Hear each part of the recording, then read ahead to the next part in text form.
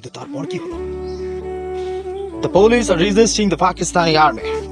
Fight back over and out. Police Pakistani সেনাবাহিনীর বিরুদ্ধে প্রতিরোধ করেছে, তোমরাও প্রতিরোধ করো।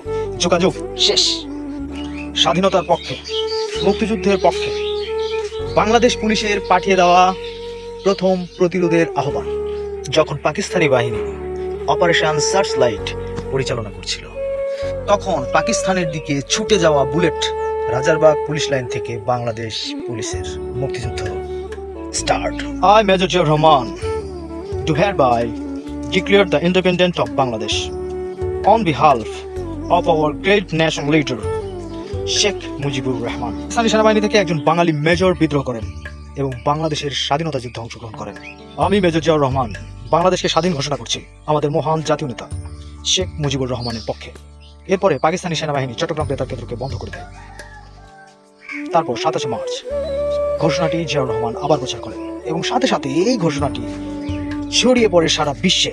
বাংলাদেশ নিজেদেরকে স্বাধীন ঘোষণা করেছে। শুরু হয় স্বাধীনতা যুদ্ধ, সর্বাত্মক মুক্তিযুদ্ধ। কিন্তু তারপর কি হলো?